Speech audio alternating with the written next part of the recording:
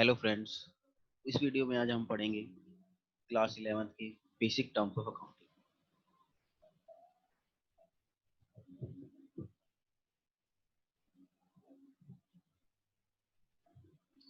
अगर आपने हमारे चैनल को अभी तक सब्सक्राइब नहीं किया है तो हमारे चैनल को सब्सक्राइब कीजिए, लाइक कीजिए और अपने फ्रेंड्स में ज़्यादा से ज़्यादा शेयर कीजिए।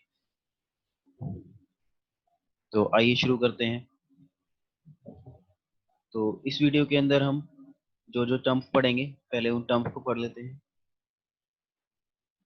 तो सबसे पहले हम इस वीडियो के अंदर पढ़ेंगे प्रोप्राइटर का मीनिंग, फिर कैपिटल का meaning, drawings, assets, goodwill, patents, liability, depreciation, debtor, creditor, bad debts, expenses, expenditures, revenue, insolvent, solvent।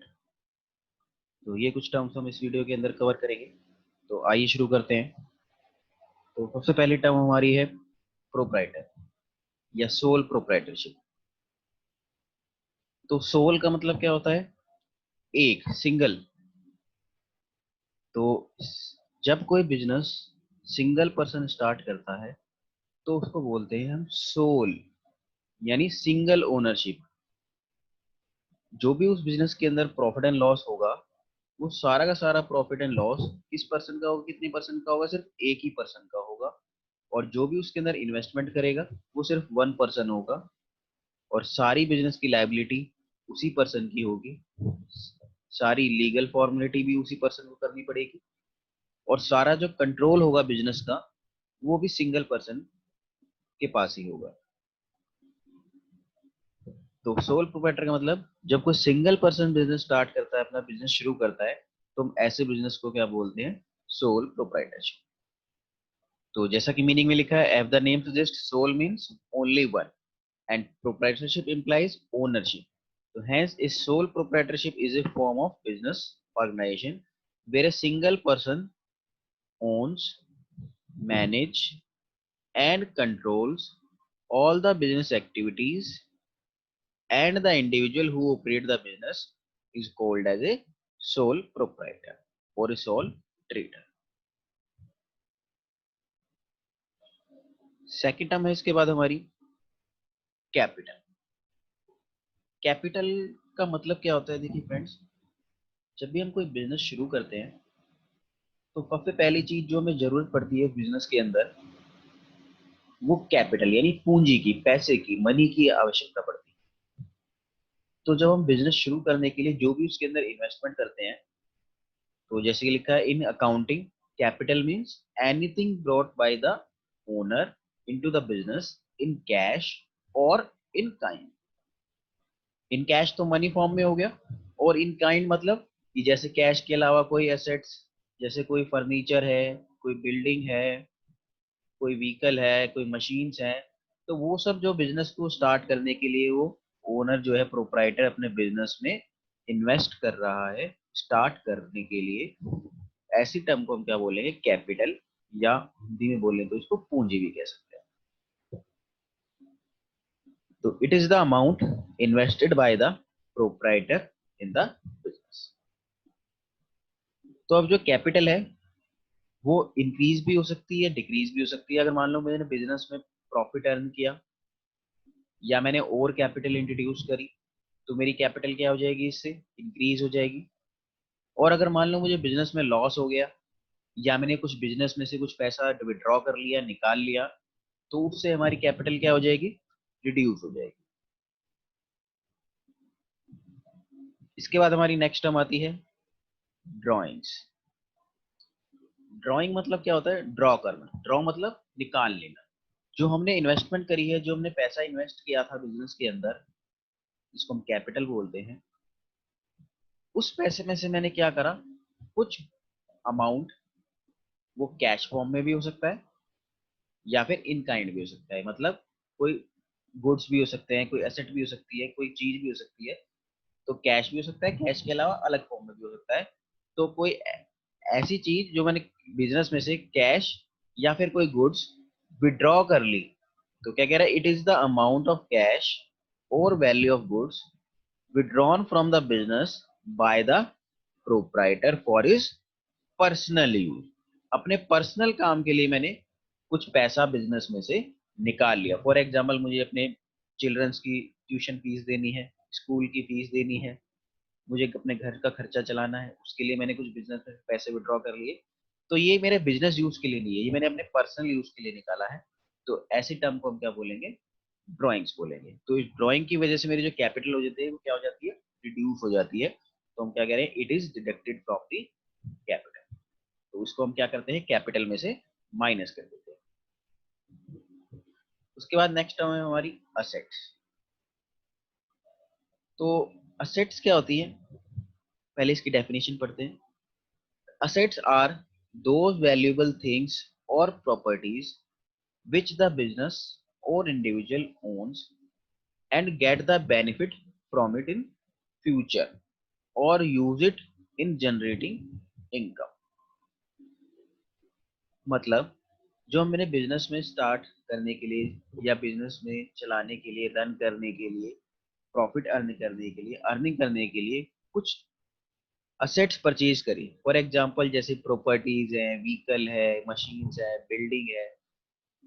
तो ये सारी चीजें हमारी क्या कहलाएंगी, असेट्स कहलाएंगी, जो हमारे बिजनेस की इनकम को अर्न करने में हेल्प करती हैं और जिनका बेनिफिट हमें लॉन्ग टर्म के लिए होता है, लॉन्ग पीरियड के लिए होता है। लॉन्ग पीरियड मतलब क्या है, तो हम क्या है, एक साल से ज्यादा के लिए। तो अकाउंटिंग टर्म में जब भी लॉन्ग टर्म आएगा, लॉन्ग टर्म का मतलब क्या होगा, मोर देन 1 ईयर। तो ऐसी चीजें आपकी क्या कहलाएंगी, असेट्स कहलाएंगी, जो इंडिविजुअल या बिजनेस के कंट्रोल में होती है और जिससे हमें इनकम जनरेट करने में हेल्प मिलती है। तो ऐसी चीजों को हम असेट्स बोलेंगे। अब असेट्स के कुछ एग्जांपल जैसे हम देखते हैं क्या क्या हो सकती है असेट्स। जो बिजनेस में हम कैश यूज करते हैं, बैंक में बैलेंस है हमारा, trade receivables, investments, plant and machinery, land and building, furniture and fixture, vehicles, computers, software, trademarks, copyrights, patents. ठीक है, तो ये कुछ एग्जांपल हैं। तो कुछ एग्जांपल अभी हम एक्सप्लेन करेंगे कि ये कुछ नई टर्म्स आई है। तो कुछ चीजें तो हमें इसमें से पता है, जानी पहचानी सी है, कुछ चीजें अलग हैं, तो वो अभी पढ़ेंगे क्या होती है। तो नॉर्मली असेट्स क्या होती है, ऐसी वैल्यूज जिनको हम लॉन्ग टर्म पर्पस के लिए अपने बिजनेस में रखते हैं, for the purpose of use, use करने के लिए, या फिर उससे इनकम जनरेट करते हैं, जिनका बेनिफिट हमें लॉन्ग टर्म के लिए होता है। ऐसी चीजें हमारी असेट्स कहलाती है। तो अब ये जो असेट्स हैं, इसको हम क्लासिफाई करते हैं कुछ टाइप्स ऑफ असेट्स में। तो देखिए, all assets can be classified into 3 types. तो जो भी असेट्स होती है उसको 3 टाइप्स में क्लासिफाई करते हैं। पहली होती है फिक्स असेट, दूसरी होती है करंट एसेट, और तीसरी होती है फिक्स्ड एसेट। तो मेन जो होती है फिलहाल दो ही होती है, फिक्स एसेट और करंट एसेट। तीसरा इतना यूज नहीं है इसका, फिर भी हम थोड़ा पढ़ लेंगे। तो मेनली जो हमारी एसेट्स होती है, मेन फिक्स एसेट और करंट एसेट ही होती है। तो अब इनको हम कैसे करेंगे classify, on the basis of, we can classify on the basis of life of an asset, existence of an asset and usage of an asset। In 3 point के बेसिस पे हम इनको क्लासिफाई करेंगे कि कोई चीज फिक्स एसेट है या कोई चीज करंट एसेट है। तो सबसे पहले अब लाइफ के बेसिस पे, classification on the basis of life of asset. तो लाइफ के बेसिस पे हम क्लासिफाई करेंगे कोई चीज फिक्स एसेट है या फिर करंट एसेट है। So the asset can be classified on the basis of their life cycle. It can be divided into the 2 categories shown as the following. Fixed asset। तो fix asset क्या होती है, fix का मतलब क्या होता है, परमानेंट। ऐसी एसेट्स, ऐसे गुड्स, ऐसी चीजें जो हम परमानेंट अपने पास ही बिजनेस में यूज करने के पर्पज से रखते हैं, जिनको हम सेल नहीं करते। सेल कब करते हैं, या तो यूजलेस हो जाए या स्क्रैप हो जाए, तब सेल की जाती है। अदरवाइज जो परमानेंट मेरे बिजनेस में यूज करने के लिए रखी है। फॉर एग्जाम्पल मैं कहता हूँ कि मैंने बिजनेस शुरू किया, उसके अंदर मैंने कुछ फर्नीचर लगाया। तो वो जो फर्नीचर लगाया ऑफिस के अंदर, वो मैंने किस लिए लगाया, यूज करने के लिए लगाया, तो वो लॉन्ग टर्म तक मेरे पास ही रहेगा। तो हम क्या कह रहे हैं, those assets on which the business get benefit for a long period of time, minimum of 1 year, are known as fix asset. तो लॉन्ग टर्म मतलब हमने क्या कहा था कि अकाउंटिंग में जब भी लॉन्ग टर्म मतलब आएगा तो हमेशा 1 ईयर से ज्यादा। तो अगर ऐसी चीजें जो हम 1 साल से ज्यादा अपने पास रखते हैं for the purpose of use not for sale, ऐसी सेट्स को हम क्या बोलते हैं, फिक्स एसेट बोलते हैं, या फिर लॉन्ग टर्म एसेट्स, या फिर नॉन करंट एसेट्स भी बोलते हैं। तो इसके हमने कुछ एग्जांपल लिखे अब। तो सबसे पहले जैसे लैंड एंड बिल्डिंग, जो हमारा ऑफिस है उसकी लैंड बिल्डिंग परमानेंट हमारे पास रहेगी, उसके अंदर जो फर्नीचर एंड फिक्सचर लगा हुआ है, फैक्ट्री के अंदर मशीनें हैं, तो वो हमारी सारी क्या कहलाएंगे, फिक्स एसेट कहलाएंगे। ऐसी अब दूसरी टाइप है करंट एसेट। तो करंट एसेट के बारे में देखिए क्या कह रहा है, those assets on which the business get benefit for A short period of time. तो शॉर्ट मतलब लॉन्ग टर्म हमने कहा था कि जिसमें 1 साल से ज्यादा हो, तो शॉर्ट का मतलब क्या हो जाएगा, जिसमें 1 साल से कम हो। तो ये maximum 1 year are known as current asset. These are also known as short term assets. तो इसके कुछ एग्जाम्पल हैं, जैसे cash balance, bank balance, stock, bill receivable, paid expenses, etcetera. तो करंट एसेट्स वो एसेट्स होती हैं जिनको हम फटाफट कैश में कन्वर्ट कर लेते हैं, या कैश बैलेंस होता है। जैसे मान लेगा गुड्स, गुड्स एसेट तो होती है, बट गुड्स को हम किस लिए रखते हैं, सेल करने के पर्पज से रखते हैं। मैंने माल परचेज किया, गुड्स परचेज करे, फिर आगे मैं किसी को सेल कर दूंगा, तो वो परमानेंट मेरे पास नहीं रहेंगे, वो शॉर्ट टर्म के लिए मेरे पास रहेंगे, शॉर्ट पीरियड के लिए मेरे पास रहेंगे, परचेज करके किसी को आगे सेल कर दूंगा। लॉन्ग टर्म तक मैं अपने पास नहीं रखता, मेरा बिजनेस का पर्पज ही होता है जो गुड्स है मैं उसको सेल करूँ। तो ऐसी एसेट्स को हम क्या बोलते हैं, करंट एसेट, या उसको हम स्टॉक भी बोलते हैं। तो ऐसे कुछ और एग्जांपल है, बिल रिसीवेबल, प्रीपेड एक्सपेंसेस, ये बाद में आके एक्सप्लेन हो जाएगा क्या चीज होती है जैसे जैसे हम अकाउंट पढ़ेंगे। दूसरा बेसिस है classification on the basis of existence of asset. तो अब कैसे फिक्स एसेट और करंट एसेट में करेंगे, एग्जिस्टेंस के बेसिस पे।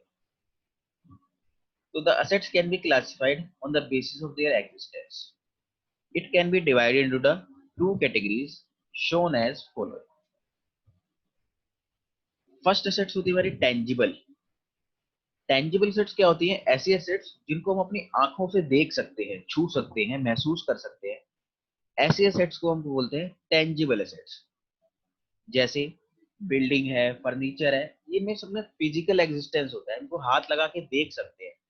फर्नीचर है, कार है, बिल्डिंग है, so those assets which can be touch, feel and see are called tangible assets. Tangible assets. So some examples are as follow: cash, stock, land and building, furniture, plant and machinery, etc. दूसरी होती है intangible assets. Intangible assets क्या होती है, tangible का opposite हो जाएगा। तो tangible क्या था, जिसको हम देख या छू सकते हैं। Intangible क्या हो जाएगी, जिनको हम देख नहीं सकते अपनी आंखों से और ना ही छू सकते हैं, ऐसे सेट्स को हम बोलते हैं इंटेंजिबल सेट्स। तो इनके अंदर कुछ सेट्स आती हैं जैसे गुडविल, सॉफ्टवेयर, पेटेंट, ट्रेडमार्क। तो अभी हम जो एक्सप्लेन करेंगे, गुडविल और पेटेंट को एक्सप्लेन करेंगे। सॉफ्टवेयर सब जानते ही हैं। ट्रेडमार्क क्या होता है, ट्रेडमार्क कोई सिंबल होता है किसी कंपनी का, जैसे एयरटेल का सिंबल है, रिलायंस का सिंबल है, तो जिससे हमारी पहचान होती है, किसी कंपनी का आइडेंटिफिकेशन होता है, वो ट्रेडमार्क कहलाता है। तो उस ट्रेडमार्क की मदद से आप डायरेक्टली किसी फटाफट किसी कंपनी को आइडेंटिफाई कर सकते हो। अब जैसे गुडविल क्या चीज होती है, what is goodwill and patent, तो हम गुडविल और पेटेंट को एक्सप्लेन करेंगे इस वीडियो के अंदर। तो देखिए गुडविल क्या चीज है, गुडविल होती है रेपुटेशन।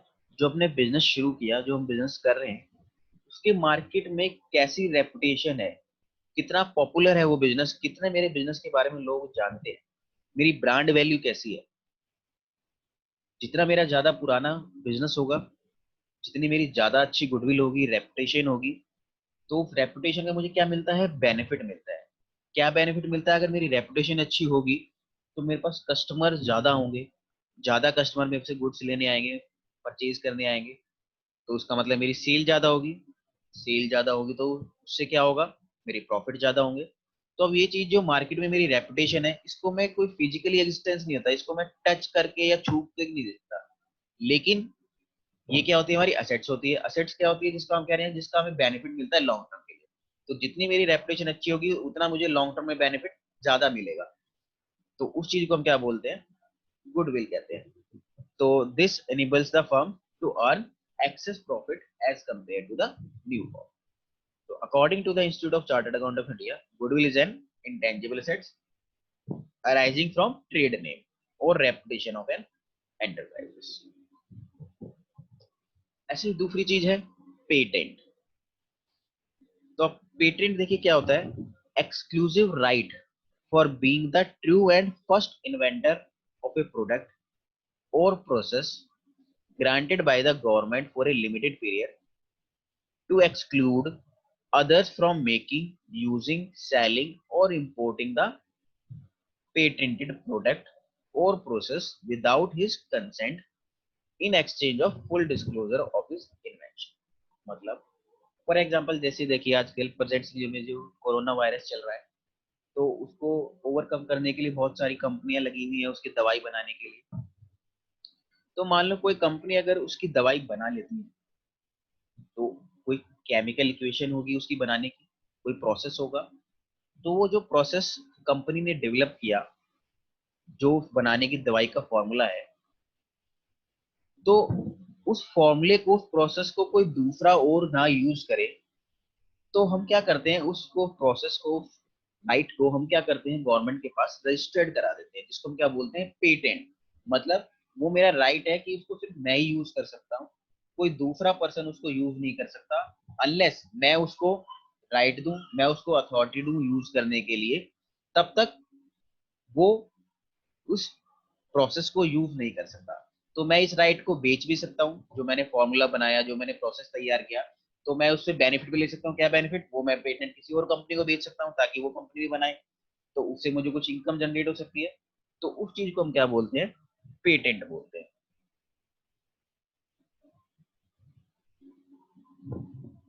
अब असेट्स में हमारी टर्म है फिक्टिशियस एसेट्स।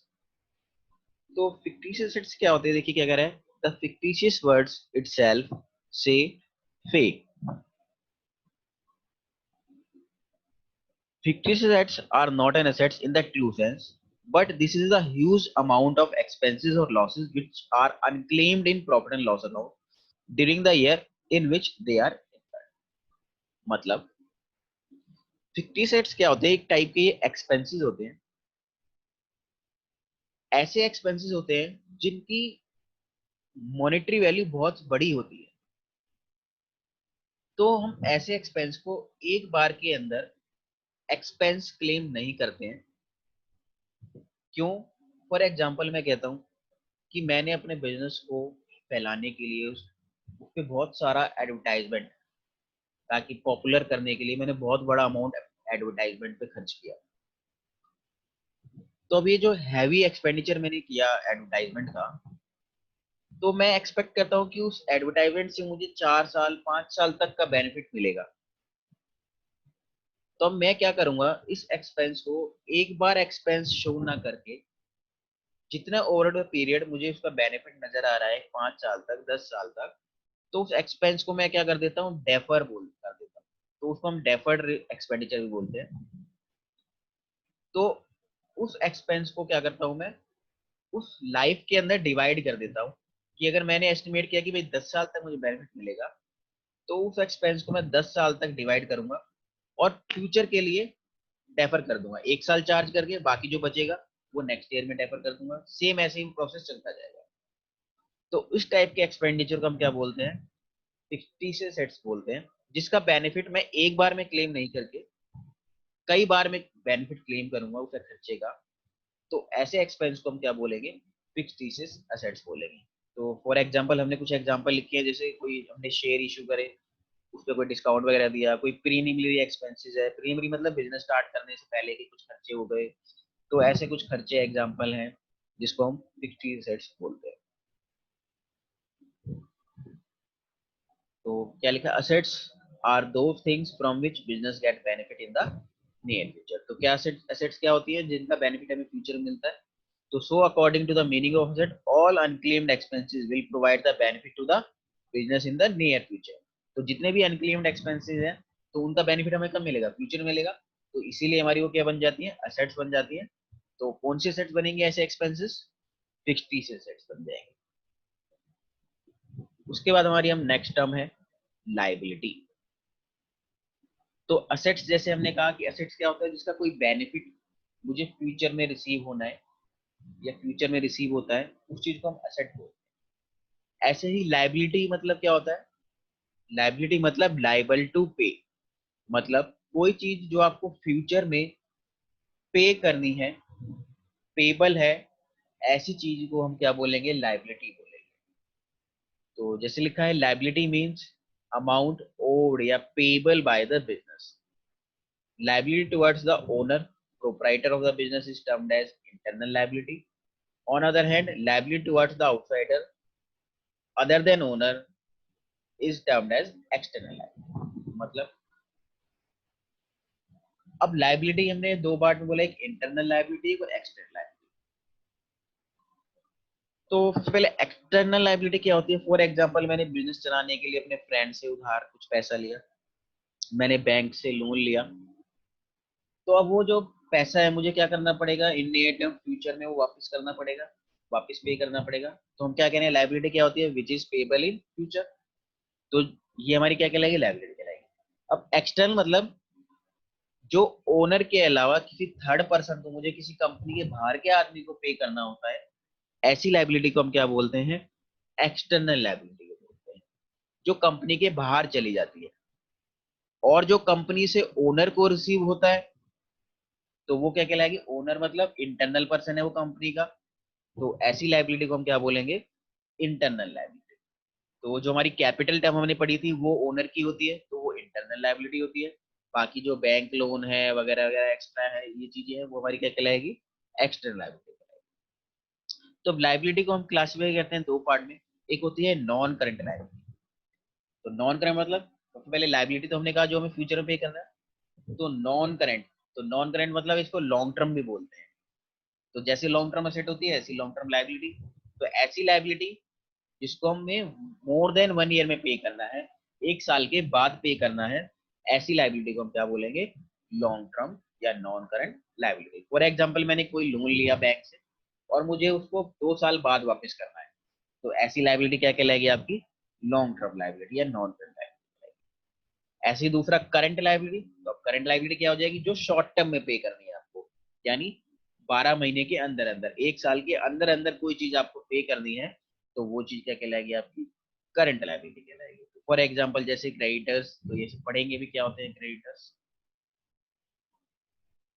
तो ये कुछ हमने लिखा है, जैसे बैंक से लोन वगैरह लिया है, कार लोन लिया है, क्रेडिट कार्ड है हमारे, तो जो हमें फ्यूचर में वापस पे करने होते हैं, पे करने होते हैं, तो ऐसी चीजों को हम क्या बोलते हैं, लाइबिलिटी। उसके बाद हमारी नेक्स्ट टर्म है डेप्रिसिएशन। डेप्रिसिएशन को हम हिंदी में बोले तो बोलते हैं घिसावट। घिसावट मतलब घिस जाना। जैसे हम कोई चीज जैसे यूज करते रहते हैं, तो यूज करते करते क्या होता है, कुछ टाइम बाद वो खराब हो जाती है, चलना बंद कर देती है। फॉर एग्जाम्पल हम कहते हैं जैसे हमने कोई एसी लिया या कोई कार ली, तो शुरू में नहीं है वो चलेगी अच्छी, जैसे जैसे उसको यूज करेंगे 2 साल बाद, 5 साल बाद, 10 साल बाद, धीरे धीरे कुछ प्रॉब्लम आती जाएंगी, और एक टाइम ऐसा आएगा 10 साल बाद वो खराब हो जाएगी बिल्कुल। तो जैसे जैसे हम यूज कर रहे हैं तो क्या करें, वो घिस रही है, उसकी वैल्यू क्या होती जा रही है, कम होती जा रही है। तो जो वैल्यू कम हो रही है एसेट्स की, ऐसी टर्म को हम क्या बोलते हैं, डेप्रिसिएशन। तो जब कोई एसेट्स की वैल्यू टाइम के साथ या जैसे जैसे उसको यूज करते हैं, तो उसकी वैल्यू धीरे धीरे क्या होती रहती है, रिड्यूस होती रहती है। तो जो रिड्यूस हो रही वैल्यू, उसको अकाउंटिंग टर्म में क्या बोला जाता है, डेप्रिसिएशन या घिसावट। Depreciation is a fall in the value of asset. तो असेट की जो वैल्यू फॉल हो जाती है, जैसे फर्नीचर है, मशीन है, कंप्यूटर है, आज आप परचेज करो, अगर आप 1 महीने बाद भी उसको दोबारा रीसेल करना चाहो, तो उस जिस प्राइस पे आपने परचेज किया है उस प्राइस से कम प्राइस पे ही सेल होगा। तो वो क्या हो रहा है, रिड्यूस हो रही है जो वैल्यू, वो टर्म क्या कहलाती है आपकी, डेप्रिसिएशन कहलाएगी। तो अब जो डेप्रिसिएशन लग रहा है आपका किस वजह से, बिकॉज ऑफ यूसेज, या तो यूज कर रहे हैं या फिर एप्लेक्स, मतलब जब से टाइम बीतता जा रहा है या फिर ऑब्सोलेंस हो गया, कुछ खराब हो गई या एक्सीडेंट में कुछ डैमेज हो गया, तो उसकी वजह से क्या हो रही है, उसकी वैल्यू कम हो गई है सेट की। तो जो वैल्यू कम हो रही है, जो लॉस हो रहा है आपको, इस टर्म को क्या बोलेंगे हम, डेप्रिसिएशन बोलेंगे। उसके बाद हमारे नेक्स्ट टर्म है डेटर और क्रेडिटर। तो देखिए अब डेटर क्या होता है, फॉर एग्जाम्पल हम कह रहे हैं एक शॉपकीपर है, तो ये क्या करता है, कस्टमर को गुड सेल करता है, तो ये इसके कस्टमर है, ये शॉपकीपर पे सामान लेने जाते हैं। तो अब जो ये गुड्स बेच रहा है, सेल कर रहा है, सेल करने के दो तरीके हो सकते हैं, एक होता है कैश में और दूसरा होता है क्रेडिट। क्रेडिट मतलब उधार, कैश मतलब कस्टमर आए दुकान पे, उन्होंने गुड्स खरीदा और उसके बदले इनको क्या दे दिया, कैश दे दिया, काम खत्म हो गया, ये हमारा कैश, इसको बोलते हैं कैश सेल। अब दूसरी टर्म होती है क्रेडिट सेल, मतलब कस्टमर आए, गुड्स लिए और उसके बदले पैसे उन्होंने नहीं दिए, उन्होंने कहा भी पैसे हम 10 दिन बाद दे जाएंगे। तो अब ये जो दुकानदार है, शॉपकीपर है, ये क्या करेगा, अपने पास नोट करेगा कि मुझे इन कस्टमर से अब इसी पर्सन से इतने इतने पैसे लेने हैं। तो हमने क्या कहा, एक जो शॉपकीपर है कंपनी है और ये कस्टमर है, अब जिनसे क्या करना है, इनको पैसे लेने फ्यूचर में शॉपकीपर को, तो हम उसको क्या बोलते हैं, डेटर बोलते हैं। मतलब कंपनी ने इसको क्या करा, शॉपकीपर ने सेल किए गुड्स, कैसे, क्रेडिट में बेचे, उधार में, पैसे तो लिए नहीं अभी, पैसे तो फ्यूचर में मिलेंगे इसको। तो गुड्स जो इसने बेचे शॉपकीपर ने, वो उधार में सेल किया इसने। तो अभी इसको शॉपकीपर को क्या करना है, फ्यूचर में इन कस्टमर से पैसे कलेक्ट करने हैं। तो जो कस्टमर बिजनेस के होते हैं, जिससे हमें फ्यूचर में पैसा लेना होता है, उस टर्म को हम क्या बोलते हैं अकाउंटिंग टर्म में, डेटर। डेटर मतलब जब आप किसी को क्रेडिट में सेल करते हो और उसके बदले आपको फ्यूचर में उसके बदले कैश लेना होता है, पैसा लेना होता है, तो उस पर्सन को हम क्या बोलेंगे, डेटर बोलेंगे। ऐसे भी इसका अपोजिट है क्रेडिटर।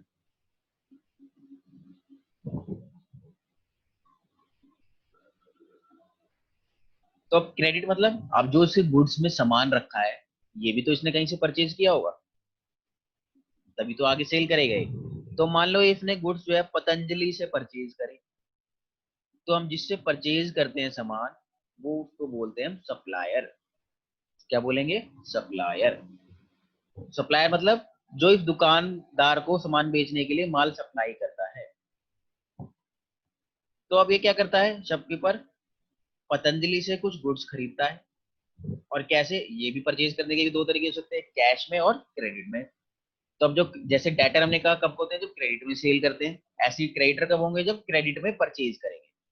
तो अब ये शॉपकीपर क्या करता है, बाय करता है गुड्स क्रेडिट में, उधार में खरीदता है पतंजलि से। तो अब इसका मतलब इस शॉपकीपर को क्या करना पड़ेगा, फ्यूचर में इसको पैसे देने पड़ेंगे, सामान तो ले लिया, फ्यूचर में क्या करेगा शॉपकीपर, पैसे देगा।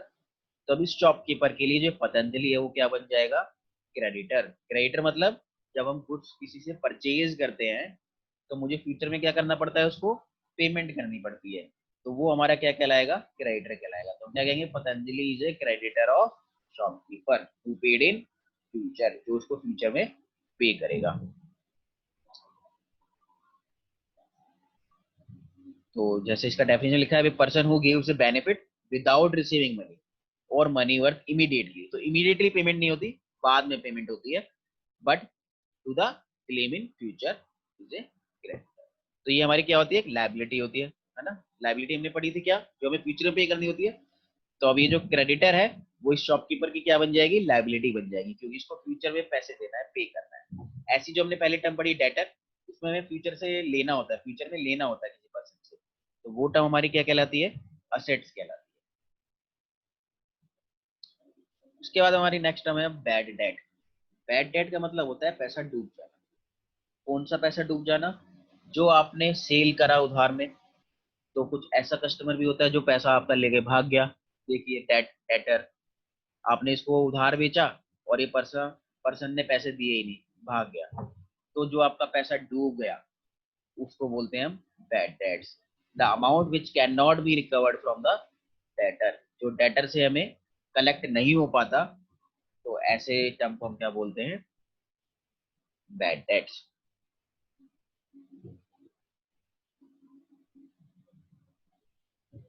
उसके बाद हमारी नेक्स्ट टर्म है एक्सपेंसेस। एक्सपेंसेस मतलब खर्चे। तो बिजनेस को रन करने के लिए हमें खर्चे करने पड़ते हैं, जैसे ऑफिस के टेलीफोन एक्सपेंसेस, रेंट पे है तो रेंट पे करना पड़ेगा, सैलरी देनी पड़ेगी एम्प्लॉय को, इलेक्ट्रिसिटी के बिल पे करने पड़ेंगे। तो बहुत सारे तरह तरह के खर्चे होते हैं बिजनेस के अंदर।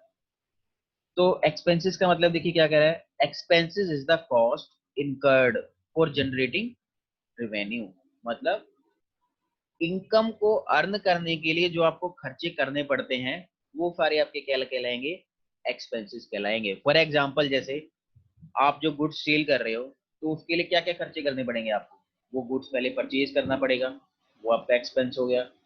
उसको लाने में अगर कोई ट्रांसपोर्टेशन खर्चा हो रहा है तो वो खर्चे देने पड़ेंगे। ऑफिस के अंदर जब लाभ सामान रखोगे तो ऑफिस के आपके रेंट के खर्चे हैं, ऑफिस के इलेक्ट्रिसिटी बिल के खर्चे हैं, ऑफिस के अंदर इलेक्ट्रिसिटी का खर्चा है, टेलीफोन का खर्चा है, स्टेशनरी का खर्चा है। तो वो सारे जो खर्चे हम रिवेन्यू को जनरेट करने के लिए, इनकम को जनरेट करने के लिए कर रहे हैं, वो सारे एक्सपेंस क्या कहलाएंगे, हमारे एक्सपेंसेस कहलाएंगे। तो कुछ एग्जांपल हमने इसके अंदर लिखे हुए हैं। तो ये जो भी एक्सपेंसेस होते हैं वो हमारे प्रॉफिट एंड लॉस अकाउंट में डेबिट साइड में आते हैं। तो अभी पी एंड एल अकाउंट वगैरह क्या होता है, लास्ट बाद में वो वीडियो में पढ़ेंगे, इसका एक चैप्टर है पूरा आगे, प्रॉफिट एंड लॉस अकाउंट क्या चीज होती है। तो अब एक्सपेंस देखिए, एक होता है प्रीपेड एक्सपेंस। प्रीपेड मतलब क्या होता है, एडवांस। तो एडवांस मतलब क्या होता है, एक्सपेंस मतलब जो खर्चा आपका देना है, एडवांस मतलब आपने पहले ही दे दिया। फॉर एग्जांपल मैं कहता हूँ कि आपने अप्रैल मंथ चल रहा है, अप्रैल का तो रेंट दिया ही, और उसके आगे मई और जून का भी एडवांस में दे दिया, तो ये क्या कहलाएगा, एडवांस एक्सपेंस, जो आपने टाइम से पहले ही दे दिया। तो it is an expense that has been paid in advance and the benefit of which will be available in the following year और ईयर। तो ऐसा एक्सपेंस जो आपने पेमेंट तो पहले ही कर दी, लेकिन उसका बेनिफिट कब मिलेगा आपको, बाद में मिलेगा, फ्यूचर मिलेगा। तो ऐसे एक्सपेंस को हम क्या बोलते हैं, एक्सपेंस, प्रीपेड एक्सपेंस। तो जो चीज हमें फ्यूचर में मिलती है, बेनिफिट जिसका फ्यूचर में मिलता है, तो उसके लिए हमने क्या पढ़ा था, उसको क्या बोलते हैं, एसेट। तो प्रीपेड एक्सपेंस क्या है, एक एसेट का एग्जाम्पल है। ऐसे दूसरा होता है आउटस्टैंडिंग एक्सपेंस। आउटस्टैंडिंग मतलब होता है अनपेड। मतलब आपको अप्रैल का रेंट पे करना था, अप्रैल मंथ चला गया, मई आ गया, बट आपने अप्रैल का मंथ रेंट पे नहीं किया, तो वो क्या हो गया, आपका अनपेड हो गया। मतलब जो आपको पे तो करना था, आप लाइबल तो थे पे करने के लिए, लेकिन आप किसी वजह से, किसी कारण से आप पे नहीं कर पाए, तो ऐसे एक्सपेंस को क्या बोलेंगे, अनपेड या आउटस्टैंडिंग एक्सपेंसेस। तो ये क्या होती है, अब जो आपको क्या करना पड़ेगा, फ्यूचर में पे करना पड़ेगा। तो कोई भी एक्सपेंस जो अनपेड है, आउटस्टैंडिंग है, तो वो क्या बन गया, आपका लायबिलिटी कहलाती है। तो it is an expense that has been incurred, मतलब जो हो तो गया है, बट अब अभी आपने पे नहीं करा, तो उसको क्या बोलेंगे आप, आउटस्टैंडिंग एक्सपेंसेस। उसके बाद दूसरी टर्म है हमारी एक्सपेंडिचर। तो एक्सपेंडिचर मतलब क्या है, expenditure is the amount spent और liability incurred for acquiring asset, goods और सर्विसेज। तो जैसे आपने कोई एसेट परचेज करी है, मशीन परचेज करा, फर्नीचर परचेज करा, गुड्स परचेज करे, तो इनको परचेज करने के लिए कोई लायबिलिटी पे करी है, आपने क्रेडिटर को पेमेंट करी, तो जो भी ये आपके खर्चे हो रहे हैं उसको क्या बोलेंगे हम, एक्सपेंडिचर बोलेंगे। तो अभी एक्सपेंडिचर जो दो टाइप में क्लासिफाई होता है, पहला है कैपिटल एक्सपेंडिचर। कैपिटल एक्सपेंडिचर ऐसे खर्चे होते हैं जिनका बेनिफिट लॉन्ग टर्म के लिए होता है, और वो नॉन रिकरिंग नेचर के होते हैं। नॉन रिकरिंग मतलब जो बार बार नहीं होते। तो नॉर्मली जो ये रिलेटेड होते हैं, ये असेट से रिलेटेड होते हैं। जैसे फॉर एग्जांपल आपने मशीन परचेज करी, बिल्डिंग परचेज करी, फर्नीचर परचेज करा, कंप्यूटर परचेज करा, तो ये सारी वो असेट्स हैं जो आप लॉन्ग टर्म के लिए अपने पास रखते हैं, जिनका बेनिफिट भी लॉन्ग टर्म के लिए तक मिलता है। फॉर एग्जाम्पल जैसे मशीन है, 5 साल तक रही आपके पास, तो 5 साल तक उससे हम रिवेन्यू जनरेट करेंगे, यूज करेंगे, तो उसका बेनिफिट 5 ईयर्स तक मिलेगा। तो उनका मतलब ऐसी एसेट्स, ऐसी चीजें जो हम परचेज करते हैं लॉन्ग टर्म पर्पज के लिए, तो नॉर्मली जो है आपकी एसेट से रिलेटेड होती है, तो वहां से आपके क्या कहलाते हैं, कैपिटल एक्सपेंडिचर कहलाते हैं, जिनका benefit more than one accounting year मिलता है। ऐसे दूसरे होते हैं capital expenditure, sorry revenue expenditure. तो रिवेन्यू एक्सपेंडिचर क्या होते हैं, कैपिटल एक्सपेंडिचर के बिल्कुल ऑपोजिट। जो रिकरिंग नेचर के होते हैं, जो बार बार होते हैं, और जिनका बेनिफिट शॉर्ट टर्म के लिए होता है। शॉर्ट टर्म मतलब सिर्फ एक ही अकाउंटिंग पीरियड के अंदर उसका बेनिफिट होता है, एक से ज्यादा के लिए नहीं होता। तो ऐसे एक्सपेंसेस को हम क्या बोलते हैं? रेवेन्यू एक्सपेंडिचर बोलते हैं। फॉर एग्जाम्पल रेवेन्यू एक्सपेंडिचर में जैसे मान लो हम कह रहे हैं कि रेंट है, तो रेंट आपको क्या करना पड़ेगा? हर महीने पे करना पड़ेगा। तो ये क्या हो गया? रिकरिंग नेचर का हो गया, बार बार हो गया। ठीक है। और इसका बेनिफिट भी 1 मंथ का रेंट पे करोगे तो 1 मंथ का बेनिफिट मिलेगा। सेम ऐसे इलेक्ट्रिसिटी बिल है तो हर महीने इलेक्ट्रिसिटी बिल देने पड़ेंगे। एम्प्लॉइज हैं आपको तो सैलरी देनी पड़ेगी हर महीने। तो ऐसे खर्चे जो बार बार होते रहते हैं, और बेनिफिट भी शॉर्ट टर्म के लिए होता है। 1 महीने की सैलरी देंगे तो 1 महीना एम्प्लॉय काम करेगा तो 1 महीने का बेनिफिट मिलेगा। 1 महीने का रेंट देंगे तो 1 महीने ही प्रॉपर्टी यूज कर पाओगे आप, दूसरे महीने निकाल देगा आपको लैंडलॉर्ड अगर रेंट नहीं दोगे। तो ये सारे शॉर्ट टर्म होते हैं, इनका बेनिफिट शॉर्ट टर्म होता है। तो ऐसे खर्चे आपके क्या कहलाएंगे? रिवेन्यू एक्सपेंडिचर कहलाएंगे। And third, deferred revenue expenditure. तो ये भी हमने पढ़ा था फिक्स्ड एसेट्स में। तो वही आपके डेफर्ड रेवेन्यू एक्सपेंडिचर कहलाते हैं। ऐसे एक्सपेंडिचर जिनका खर्चे, जो जिनका बेनिफिट 1 साल से ज्यादा के लिए होता है, ऐसे खर्चों को हम डेफर्ड रेवेन्यू एक्सपेंडिचर बोलते हैं। फॉर एग्जाम्पल जैसे हमने लिया था, कोई हमने हैवी एक्सपेंडिचर किया एडवर्टाइजमेंट पे, तो उसका बेनिफिट हमें अगर 5 साल तक मिल रहा है, तो उस खर्चे को हम क्या करते हैं? फिर एक बार में P&L में दिखा के उसको 5 साल तक ट्रांसफर करते हैं, 5 साल तक चार्ज करते हैं, 5 साल तक उसका बेनिफिट लेते हैं। तो उस खर्चे को हम, ऐसे खर्चे को क्या बोलते हैं? डेफर्ड रेवेन्यू एक्सपेंडिचर बोलते हैं। उसके बाद नेक्स्ट है हमारी रिवेन्यू, मतलब जो सोर्स है, जिस सोर्स हमारा पैसा आएगा। तो क्या है, किस सोर्स से आएगा? जो हमारे गुड्स है उसको सेल करने से आएगा, या हम सर्विसेज प्रोवाइड कर रहे हैं तो सर्विस से आएगा, या कोई मान लो इंटरेस्ट रिसीव हो रहा है, जैसे बैंक में मैंने कुछ पैसा डिपॉजिट कर दिया तो उस पर इंटरेस्ट मिल रहा है, कोई कमीशन की इनकम है, कोई डिविडेंड की इनकम है। तो जिस सोर्स से हमारे पास पैसा आ रहा है बिजनेस के अंदर, वो क्या कहलाएगा? रिवेन्यू कहलाएगा। नेक्स्ट है हमारी इंसॉल्वेंट। इंसॉल्वेंट का मतलब, इंसॉल्वेंट इज ए पर्सन और enterprises which is not in position to pay its debts. Debts मतलब क्या होता है? लाइबिलिटी। ऐसा पर्सन जिसने लोन लिए हुए हैं बैंकों से, लाइबिलिटीज है, जो अपनी लाइबिलिटीज को पे नहीं कर पा रहा है। तो पे क्यों नहीं कर पाता? लॉस हो रहे हैं बिजनेस में, बिजनेस का चल नहीं रहा है। तो ऐसे पर्सन को क्या बोलते हैं? इंसॉल्वेंट पर्सन बोलेंगे। ऐसे इसका ऑपोजिट है सॉल्वेंट। तो सॉल्वेंट क्या होगा? जो अपने लाइबिलिटीज को टाइमली पे कर देता है, जो अपनी उधारी जो है टाइमली चुका देता है, ऐसे पर्सन को क्या बोलेंगे? Solvent. Who is able to pay his debts, जो अपनी लाइबिलिटीज को पे करने में समर्थ है, ऐसे पर्सन को हम क्या बोलेंगे? सॉल्वेंट पर्सन बोलेंगे। तो आज की इस वीडियो में हमने ये टर्म्स पढ़ी हैं। Thank you very much.